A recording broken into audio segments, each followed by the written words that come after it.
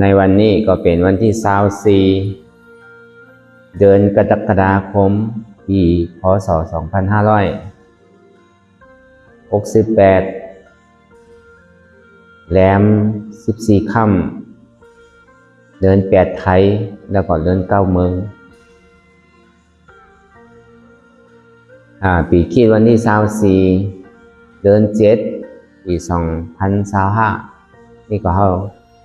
ได้มาเปิดการปฏิวัติวิปัสสนาภาวนาครั้งที่14ที่วัดอนัตตาวิปัสสนากรรมฐานหนองเขียววันโดมท่าขี้เหล็กนี่ก็เป็นตอนการ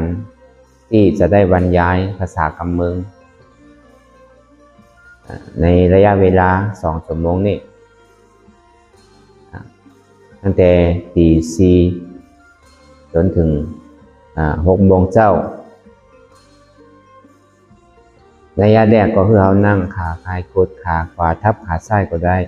ขาซ้ายทับขาขวาก็ได้แล้วก็ไว้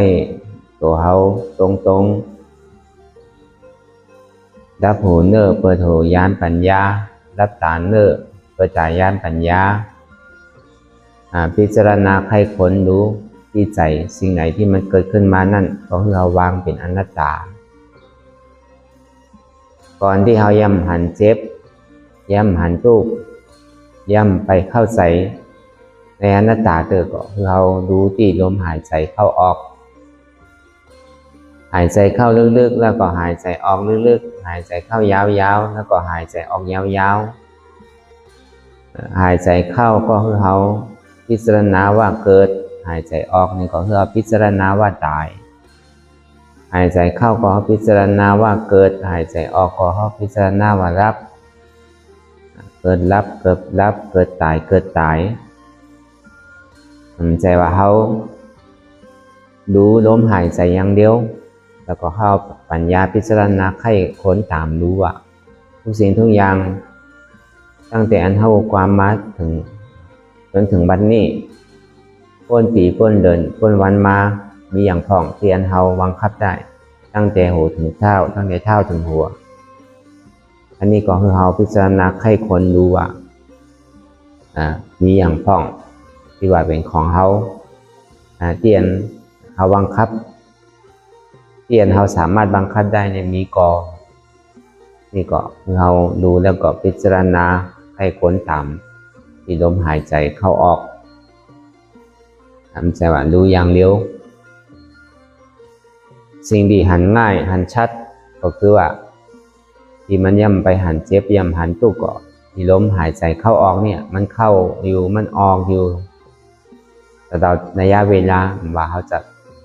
เดินจะนั่งจะนอนอาจจะอู้จะจ๋านี่ก็มันก็เข้าออกถ้าตราบใดมันกึดมันยึดไปแล้วก็คือว่ามันก็ตายเวลามันเข้าแล้วมันออกเวลาออกแล้วมันเข้าก็หัวมันจะตายเลยบอกว่าเกิดแล้วตายตายแล้วเกิด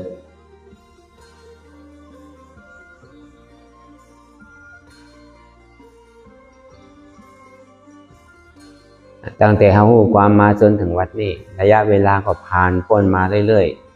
ๆพ้นวันพ้นเดินพ้นปีมาอายุเขาก็มากขึ้นพออายุมากขึ้นก็ทุกสิ่งทุกอย่างก็มันเหมือนเดิมมีหูก็นกมีตาก็โมมีเขี้ยวมีฟันก็ว่างล้อไปแล้วก็มีเนื้อหนังก็ย้อนยานไปแล้วก็ลูกก็อยากนั่งก็อยากไปก็อยากมาก็อยากทุกสิ่งทุกอย่างเนี่ยมันมีแต่จะเสริมไปเรื่อยๆเพราะฉะนั้นสิ่งที่มันเสริมไปเรื่อยๆเขาก็มาเจริญเพื่อที่จะพ้นจากความทุกข์สิ่งที่เขามานั่งภาวนาหาเนี่ยหาคือหันไข้ค้นดูพิจารณาตามไข้ค้นดูว่าทุกข์เนี่ยอย่างที่มันเป็นทุกข์อย่างที่เป็นเหตุทำให้ทุกข์แล้วก็วิธีเพื่อที่จะทำเหตุทุกข์นั้นให้มันหายไปแล้วก็ผลสุขในที่มันเกิดเนี่ยต้องทำจะได้อันนี้สิ่งที่เรามา จะเอาตาเนื้อรู้กะจะเอาตาปัญญาพิจารณาให้ดูในร่างกายนี้ก็ได้เช่นว่าจะเอาตาเนื้อรู้ก็ตั้งแต่เฮาปามมาจนถึงวัดนี้ตัวของเฮานี่ก็แก่ชรามาเรื่อยๆมีแต่เสริมมาเรื่อยๆแล้วก็โรคภัยไข้เจ็บก็ติดตามมาเรื่อยๆท้ายที่สุดก็ต้องตายต้องมรณะต้องสู่ความตายแน่นอนในอนาคตข้างหน้าสิ่งที่เรามาพิจารณาไข้คนดูตามร่างกายของเขาเนี่ยคือว่าเจริญในมรรคเจริญตามความจริงที่มันปรากฏขึ้นสิ่งที่เราตามโตตามใจตามความเห็นผิดแล้วก็ความพิจารณาไข้คนผิดเนี่ยคือเขาตามกิเลสคราวนี้เรามาขัดเกลากิเลสเนี่ยอันนี้เรามาเจริญในมรรคเพื่อที่จะขัดเกลากิเลสคือเหตุของทุกข์นั่นรับลงขาดลงไปแต่ว่าก่อนที่เขาจะคือเหตุทุกข์นั่นพยายามเพื่อที่จะขัดเกลากิเลสนั่นออกเขาก็ต้องรู้จักผลของทุกข์ตั้งแต่เขาเกิดเขาแก่เขาเป็นแล้วก็เขาตายอันนี้มันเป็นตัวทุกข์เป็นทุกข์แล้วก็สิ่งที่เรามาเห็นในที่มันเกิดขึ้นหน้าตอนนี้เนี่ยสิ่งที่เห็นเจ็บเห็นแสบเห็นร้อนเห็นหนาวเห็นนักเห็นแข็งเนี่ยอันนี้มันเป็นตัวทุกข์มันก็เป็นงานทุกข์ที่ต้องทำไปเรื่อยๆมันเป็นผลของทุกข์เหตุของทุกข์ก็คือว่าเขาไปมีความยึดมั่นถือมั่นในร่างกายตัวตนว่าเป็นหัวเขาเนี่ยหัวกูขากูมือกูเอวกูก้นกูต้องกูใส่กูเจ็บกูเนี่ยอันนี้เป็นเหตุของทุกข์อันนี้คือเข้าใจว่าถ้ามันเกิดขึ้นมานี่ก็เขาก็เอาเหตุสุขก็คือว่าเป็นมรรคอริยมรรคมีองค์8สัมมาทิฏฐิสัมมาสังกัปปะสัมมาวาจาสัมมากัมมันตะสัมมาอาชีวะสัมมาวายามะสัมมาสติสัมมาสมาธิสัมมาก็คือว่าความถูกต้องจะว่าเป็นปัญญาก็ได้อยู่เพราะว่ามันประกอบไปด้วยปัญญาเนี่ยสัมมาก็คือว่าปัญญาความเห็นถูกต้องสัมมาทิฏฐิทิฏฐิก็คือความเห็นสัมมาก็คือถูกต้องสัมมาก็คือว่าเป็นตัวถูกต้องจะอยู่ในความเห็นก็ถูกต้องจะอยู่ในความพิจารณาไข้ควรก็ถูกต้องเวลาเขาจะอู้จานี่ก็ถูกต้องเวลาการงานที่เขาทำก็ดีการเลี้ยงชีพของเขาก็ดีในความเพียรก็ดีในการสติตื่นอยู่กับปัจจุบันก็ดีแล้วก็สมาธิการตั้งมั่นก็ดีคือสัมมาเนี่ยคือถูกต้องว่าจะเป็นปัญญาศีลสมาธิเนี่ยเขาก็ต้องเดินตามความถูกต้องนั่นแหละเขาถึงเรียกว่าเป็นเจริญในมรรคแล้วก็ผลมันจะเกิด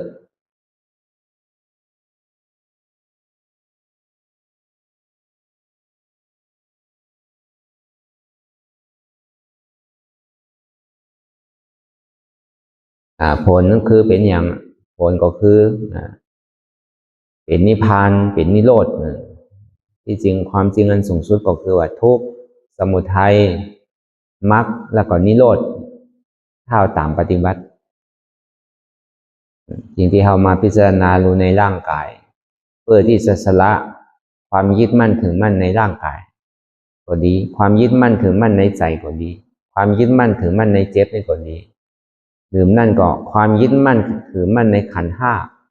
ในรูปวิญญาณเวทนาสัญญาสังขาร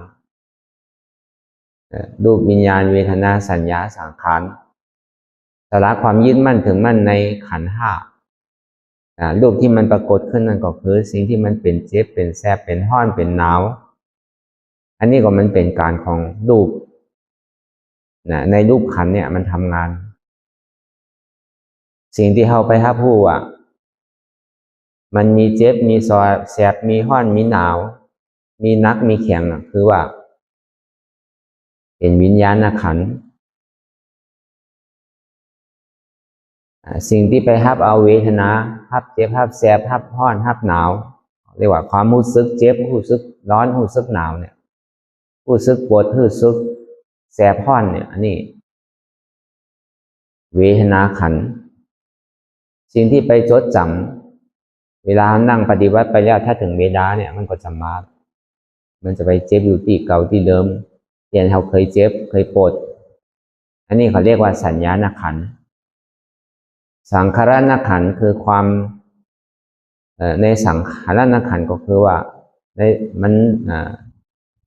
เรียงไว้สองก็คือว่าในความฟุ้งซ่าน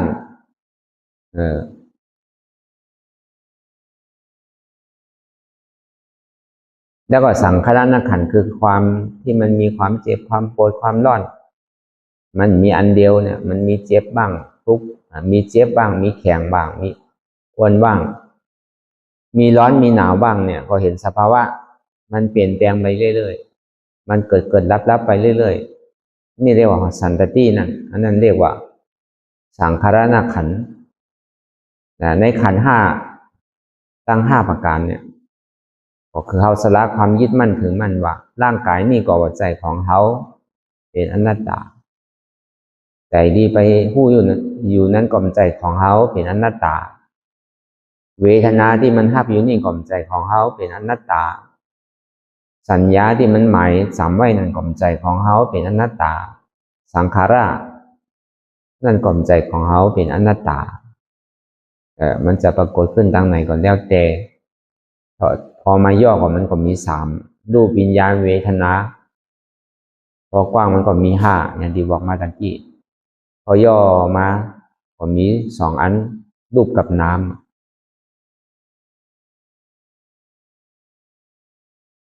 สิ่งแรกก็คือว่าเราพิจารณาไข้ค้นรู้ตามในร่างกายนี่มีอย่างพ่องเตียมมันเหมือนเดิมเตียมมันมีแต่ความเจริญเนี่ยนี้กอเนี่ยมันมีทุกวันนี่มันก็มีแต่ความเสริมก็เลยเราพิจารณาไข้ค้นตามว่าแล้วก็ค้นจะปล่อยวางได้นะมันต้องไปยึดมั่นถือมั่นก็ค้นจะสละในร่างกายเวลาปฏิบัติไปนี่เวลาเรานั่งไปแล้วก็สละถวายทานคือพระพุทธพระธรรมพระสงฆ์เรียบร้อยแล้วในระยะเวลา2 ชั่วโมงเนี่ยจะเป็นอะไรก็แล้วแต่ก็เราก็พยายามเพื่อที่จะพึกสละความยึดมั่นถือมั่นในร่างกายเพราะว่ามันใจตัวของเขาเป็นอนัตตาตัวนี้ก็ว่าใจของเขาว่าใจของกูเป็นอนัตตาพอขาเจ็บขานี่มีเจ็บนี่เป็นทุกนี่บังคับมันได้เป็นอนัตตาแอวเจ็บแอวนี่มีทุกนี่เจ็บนี่เป็นทุกนี่บังคับมันได้อนัตตามันก็เต้าอี้เวลามันเจ็บมาขาก็นี้ปวดขาก็นี้ปวดเอวก็นี้ปวดต้องก็นี้ปวดร่างกายก็นี้สิ่งที่มีความปวดเนี่ยมันเป็นตัวทุกข์เหตุของทุกข์ก็คือเราไปยึดมั่นว่ามีหูมีมือมีเท้ามีขามีก้นมีต้องมีเอวเนี่ยอันนี้เราไปคิดว่ามันมีถ้าสมมุติว่ามันมีเนี่ยเราก็ค้นจะบังคับได้ว่าคือมันหายอย่างคือมันปวดมันห้อนอย่างนี่ก็เราค้นจะสามารถบังคับได้นั่นแหละถึงว่ามันมีถ้ามันมีเด้เนี่ยเราค้นจะสั่งได้ว่าคือมันกึดอย่าคือมันปวดอย่าคือมันเจ็บอันนี้เนี่ยเขาเรียกว่าสละความยึดมั่นถือมั่นในร่างกายตัวตนเพราะว่าอัตตาตัวนี้มันไปยึดมั่นว่าเป็นของมันความเห็นผิดเนี่ยแล้วก็ความพิจารณาไข้ค้นผิดเนี่ยใน2 ประการเนี่ยที่มันไปยึดมั่นถือมั่นอยู่ในความเห็นผิดความพิจารณาผิดคือมิจฉาทิฏฐิคือความเห็นผิดมิจฉาสังกัปปะคือความพิจารณาผิดเขาก็เอาความเห็นถูกต้องแล้วก็ความพิจารณาถูกต้องเข้าไปถ้ามันเห็นผิดแล้วก็พยายามเพื่อที่จะ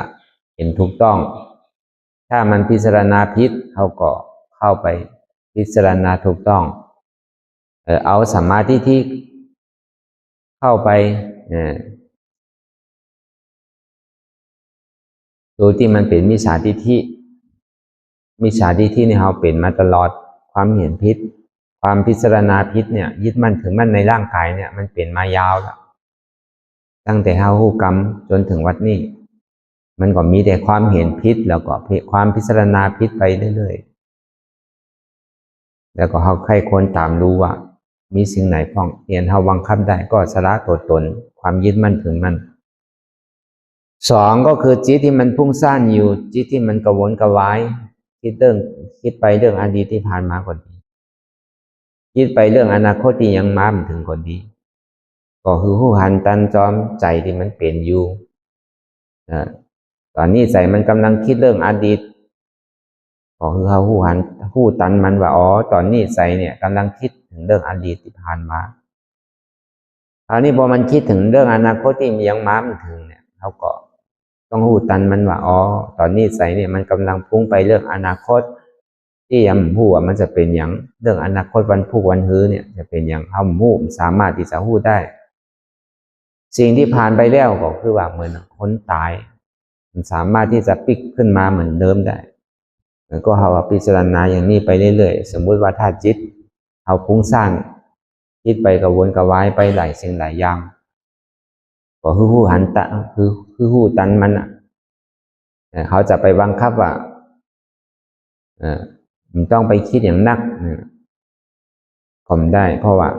สภาวะของจิตเนี่ยมันก็เหมือนลิงอ่ะมันสามารถที่จะไปบังคับได้แต่พอมันเห็นเจ็บเห็นตุกมาเนี่ยมันถึงจะยุดอ่ะจิตลงนี่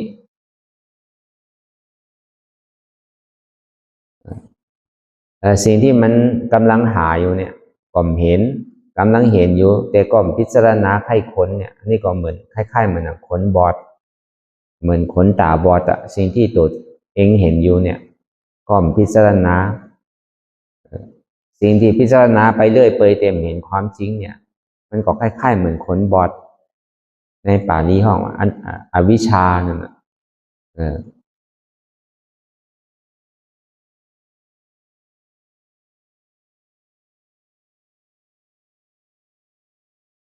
สุดท้ายของจิตเนี่ยมันไปเรื่อยเปื่อย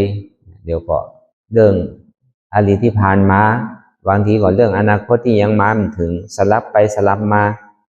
ปะปนกันไปมาทำไมถึงเป็นอย่างอี้ก็เพราะว่าใจเนี่ยมันใจของเราคือเราสละความยึดมั่นถึงมั่นในใจว่าใจนี่ก็เป็นใจของเราเนาะอนัตตา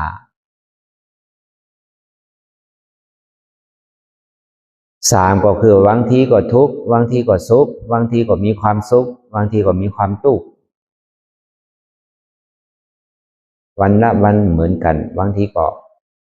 ผ่านพ้นไปด้วยดีแต่บางทีก็ลำบากทุกข์ยากพอเวลามันนั่งก็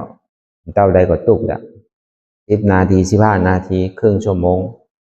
แต่บางทีนั่งเป็นชั่วโมงก็เป็นสังเนี่ยบางทีระยะเวลาที่เรานั่งเนี่ยมันก็ยังปกติบางทีก็ทนได้อยู่บางครั้งก็ทนได้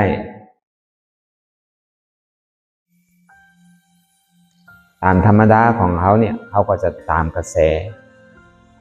เวลาทุกข์มาเขาก็จะท้อจะถอย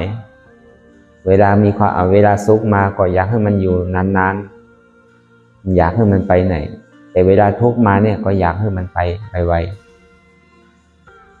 ที่มันธรรมดาของโลกก็คือว่าโลกุตระเขาก็ต้องพึกพ้นกระแสขึ้นได้ทุกข์มันจะมาตอนใดก็เขาทนได้อยู่กับทุกข์เต็มโกทุกข์อยู่กับสุขแต่มันติดสุขอันนี้เขาต้องพึกเห็นหูได้ต้องทนกระแสได้เพราะว่าทุกข์นั่นก็มันเที่ยงบังคับได้เป็นอนัตตาสุขนั่นก็มันเที่ยงบังคับได้เป็นอนัตตานี่ก็เขาพยายามเพื่อที่จะละความยึดมั่นถึงมั่นในเวทนาในรูปวิญญาณเวทนาเนี่ยในรูปก็คือเป็นสภาวะที่เกิดลับมันอยู่ที่เดิมเรื่องเจ็บเรื่องแสบเรื่องห้อนเนี่ยมันเกิดลับเรื่อยๆเรียกว่าสันตติ วิญญาณก็คือความรู้สึกเจ็บแสบร้อนหนาวเต้นตอดเหน็ดช้าเนี่ยอันนี้เป็นสภาวะของธาตุลมแต่เขาก็เอาสภาวะธาตุดินน้ำลมไฟเนี่ยพิจารณาไปก็ได้อยู่ร้อนหนาวกะอุ่นกะเย็นกะอันนี้เป็นสภาวะของธาตุไฟอันนักอันแข็งอันอ่อนอันเว้าเนี่ยเป็นสภาวะของธาตุดินอันเกาะกลุ่มซึมซับเอิบอาบเกิดรับเนี่ยเป็นสภาวะของธาตุน้ำนี่เรียกว่าวิญญาณธาตุแต่เวทนาธาตุก็คือว่าที่มันเป็นทุกข์เป็นเจ็บเป็นร้อนเป็นหนาวนี่เรียกว่าเวทนาธาตุธรรมธาตุก็คือว่าผู้ทุกสิ่งทุกอย่างในความยึดมั่นถือมั่นว่าอ๋อร่างกายนี่ก็เป็นใจของเขาอนัตตาใจนี่ก็เป็นใจของเขาอนัตตาเจ็บที่มันปรากฏขึ้นนี่ก็เป็นใจของเขาอนัตตา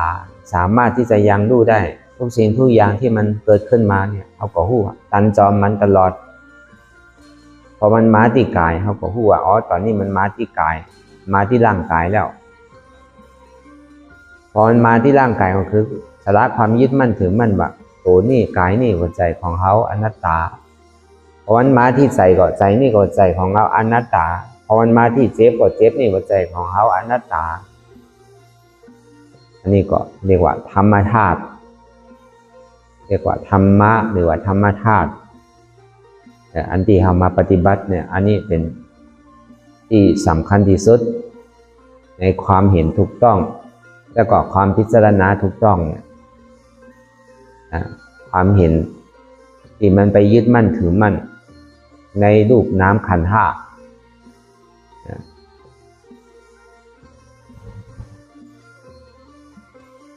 ความพิจารณาปล่อยวางในความยึดมั่นถือมั่นในรูปน้ำขันธ์ห้าพอเราเห็นถูกต้องแล้วก็พิจารณาถูกต้องก็ชละความยึดมั่นถือมั่นในร่างกายเรื่องเจ็บเรื่องแสบเรื่องร้อนเรื่องหนาวเนี่ยมันเป็นทุกข์เรียกว่าเป็นผลของทุกข์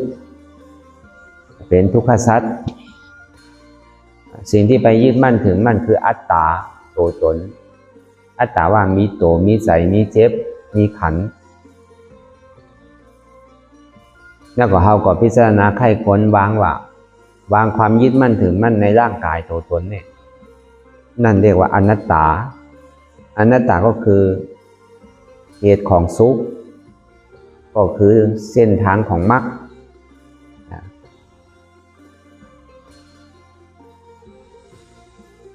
พออัตตามันตกลงไปแล้วก็เข้าไปที่นิโรธเนี่ยนี่เราก็คือผลสุขหรือนิพพานนิพพานก็คือเบาแก่เบาเป็นแล้วก็เบาตายเรียกว่านิจจังสันติสุขขังอมตะธาตุอันนี้ก็เราพิจารณาไข้คนดูพอมันปรากฏขึ้นมานี่ก็เขาก็เอาปัญญาของเขาเนี่ยความเห็นถูกต้องของเขาเนี่ยเห็นเข้าไปนักๆนี่คือมัน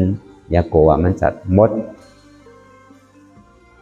ตั้งแต่ระยะแรกพอมันปวดมันเจ็บมันร้อนมันหนาวเขาก็เอาปัญญาเขาพิจารณาจะเอาธาตุดินน้ำลมไฟพิจารณาไปก็ได้แล้วก็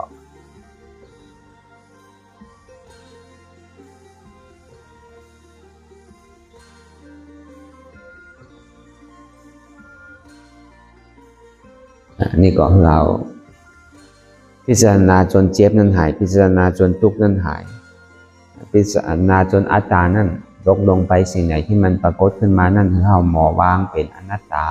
บ่ใจตัวกูอนัตตาบ่ใจกูอนัตตาบ่ใจเจ็บกูอนัตตาเขานั่นก็มีอนัตตาถ้าไปคิดเรื่องเขา